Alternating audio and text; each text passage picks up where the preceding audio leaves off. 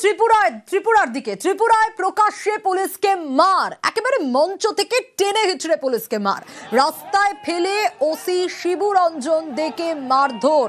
যে ছবি আপনাদের দেখাচ্ছি দেখুন, মঞ্চ থেকে টেনে নামিয়ে ওসিকে মার। ত্রিপুরার বিলোনিয়ার এই ছবি আপনাদের দেখাচ্ছি।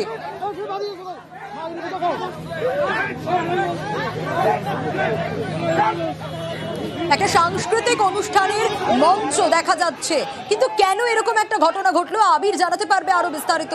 আবির, কি কারণ, কেন এভাবে প্রকাশ্যে পুলিশকে মারধর করা হচ্ছে, কি ব্যবস্থা নেওয়া হয়েছে? দেখো, বিলোনিয়াতে ওরিয়েন্টাল ক্লাব, সেই ওরিয়েন্টাল ক্লাবের কালী পুজোর ভাসানের অনুষ্ঠান চলছিল। সাউন্ড বক্স রাত 10টার পরে বাজছিল। সে সময় পুলিশের তরফ থেকে তাদেরকে বারণ করা হয় এবং বলা হয় যে রাত 10টা বেজে গিয়েছে, সাউন্ড বক্স তারা যেভাবে বাজাচ্ছে তাতে মানুষের অসুবিধা হচ্ছে, অবিলম্বে সাউন্ড বক্সকে বন্ধ করা হোক, বাকি তারা যেমন শোভাযাত্রা করছে করতে দেওয়া হোক। এবং যে শোভাযাত্রাটি চলছিল সেটা হচ্ছে একটি লরির উপরে যে আলাদা করে মঞ্চ তৈরি করা হয়েছিল তার মধ্যে।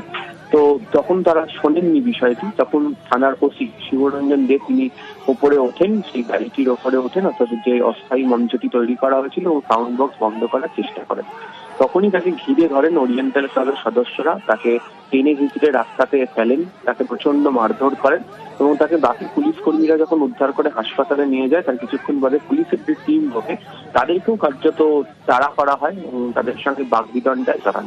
এখনো পর্যন্ত যেটা আমি জানতে পেরেছি, ঘটনায় 3 জনকে গ্রেফতার করা হয়েছে এবং এই গোটা ঘটনা নিয়ে বিরোধীরা একদম কার্যত শাসক দলকে চেপে ধরেছে এবং তাদের বক্তব্য স্কুলের বাচ্চাদেরকে বা বিরোধীদের সামনে পুলিশ সিংহের মতো আচরণ করে এবং এক্ষেত্রে দাঁড়িয়ে তারা যে আচরণ করছে সেটা একেবারেই কাম্য নয় এবং এই ক্লাবের যারা কর্মকর্তারা রয়েছেন তাদের সঙ্গে ত্রিপুরা শাসক দলের যোগসাজশ রয়েছে, তাই পুলিশ কোনো ব্যবস্থা গ্রহণ করার ক্ষেত্রে অত্যন্ত দেরি করেছে, এমনটাই অভিযোগ তাদের। যদি ত্রিপুরা পুলিশের তরফ থেকে জানানো হয়েছে যে 3 জনকে তো গ্রেফতার করাই হয়েছে, বাকিদের সন্ধান ও তল্লাশি চলছে এবং যেহেতু ভিডিও ফুটেজে প্রমাণ রয়েছে ফলে কে বা কারা ওখানে ছিলেন তাদেরকে চিহ্নিত করে ব্যবস্থা নেওয়া হচ্ছে।